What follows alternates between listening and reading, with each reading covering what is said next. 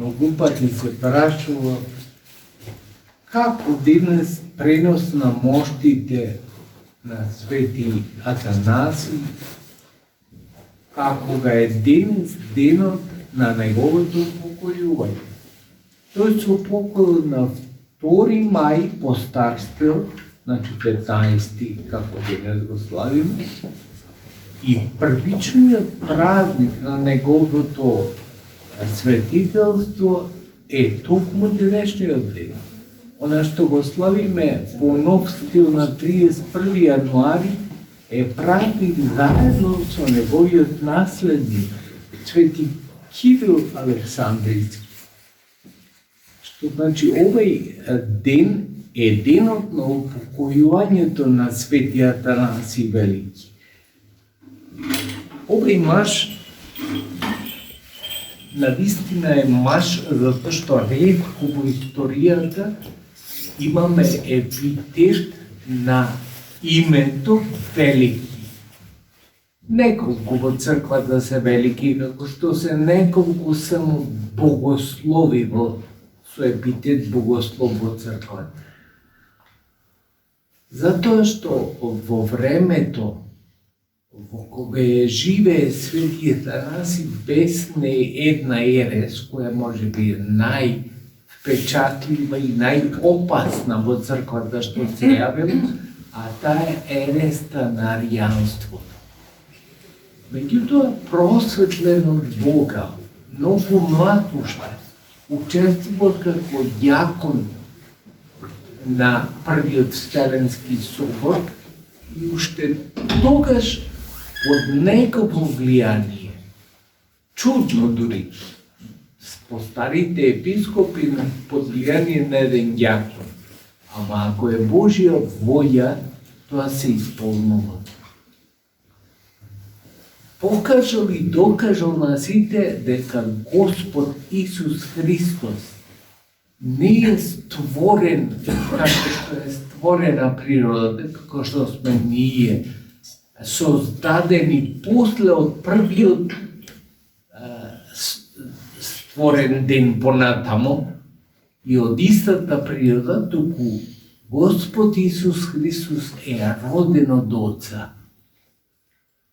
Во тоа време, значи, уште не беше разјаснето учењето како Господ Исус Христос се разликува од нас луѓето по природа. Аријанската ерес велеше дека Господ е створен прв меѓу створените битија, ама е створен. А Свети Атанаси, понатаму и општо прифатеното учење на православните до ден денешен, е дека Господ Исус Христос не е створен, туку е роден од Отца. И ќе кажем, че која е разликата роден од Отца и створен од створената природа? Голема. Затоа што роденото е равно по природа на Отца. Значи, родениот син е равен по природа, а створениот свет нема иста природа како Бога Отца, следствено како Бога Сина.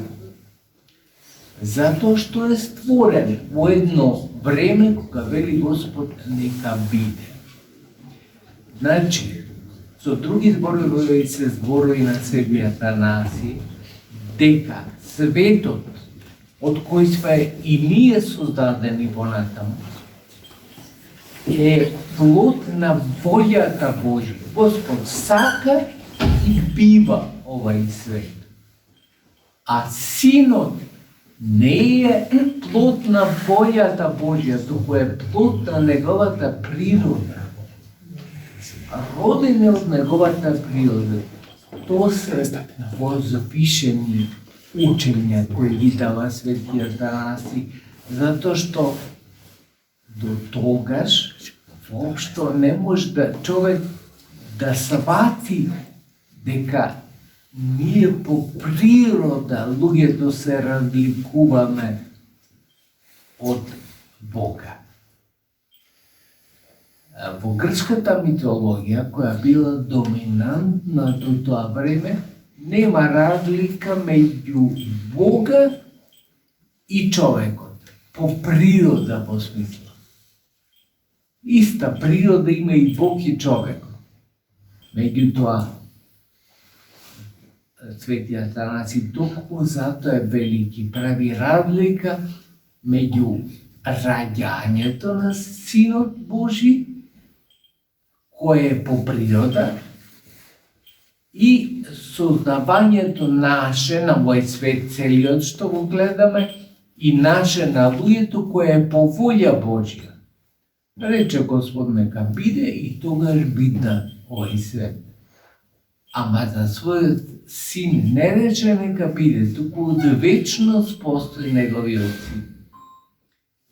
Тоа е големина, длабочина, великана.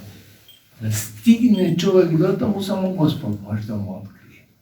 Инаку човек да стигне до таму, дали е Синот Божи роден или створен, по човечкиот го размислува е створен. И така размислувал Ави, ереси началникот во тоа време. Тој размислувал дека најголема чест му давал на Синот Божи, секако прва бела меѓу створените битија, ма шо ако е иста природа како нас. Господ Исус Христос не е иста природа како нас. Од негово време, понатаму учењето го преземали кападокиските оци, Васили Велики, Григори Богослов, Григори Назијанзин, и ги развиваат уште по-детално овие мисли. Ама основата е таа, затоа што ако не се усвоеше на првиот Вселенски собор, онај еден дел од символот на верата, зашто ние овој символ на верата кој го читаме, е компилација од символот кој настанува на првиот Вселенски собор и од символот на верата на вториот Вселенски собор. Меѓутоа, она што е важно од првиот Вселенски собор, на кој има големо влијание токму Свети Атанаси Велики, е тоа дека Синот Божи е роден. Денеска нас може би лесно ни да правиме таа разлика меѓу роден и створен. Ама во времето кога живее Свети Атанаси, многу тешко било да се прави разликата роден и створен.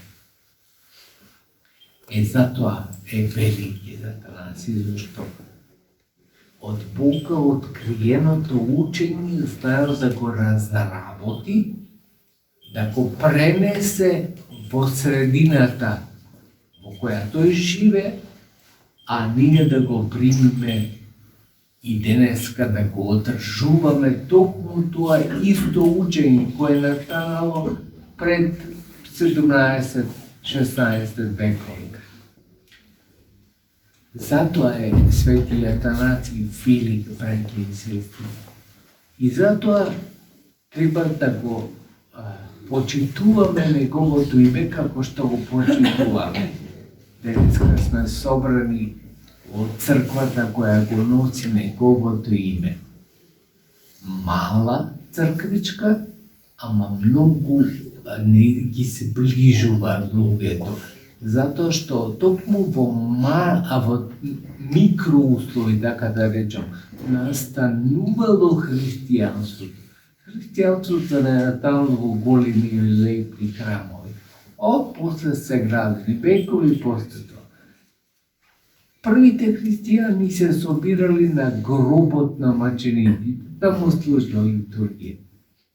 Правили некој покрив, за да може да не ги врне или некој невреме да не ги стави, ама тука служеле.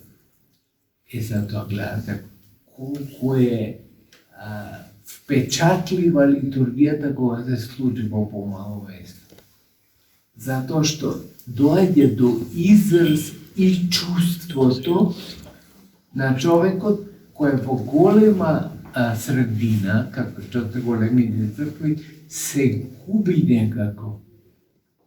Затоа што човек размислува за нешто друго, му доаѓа помислите, а кога е помал просторот се концентрира на тоа најважното, тоа да му се принесе служба на Бога.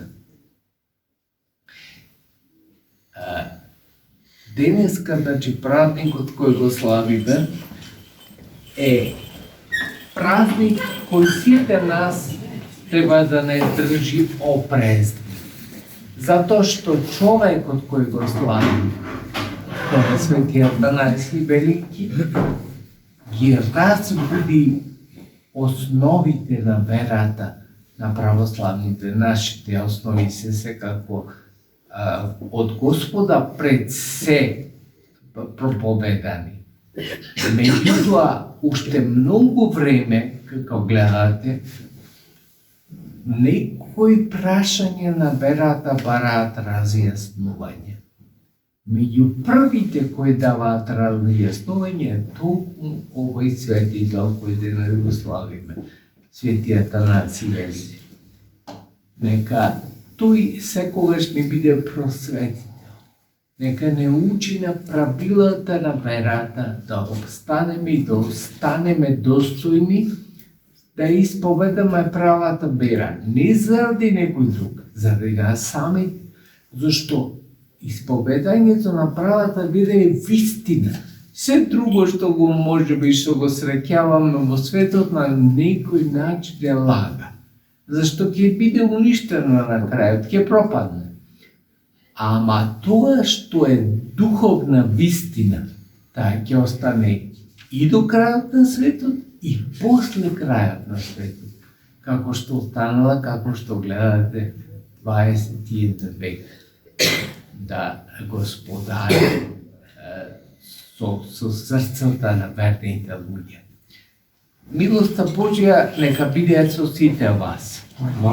Свети Атанаси да ви биде помошник и секогаш да ме поучува на правилата на верата. Затоа што тоа е суштински важно за животите на сите нас. Да се драгише.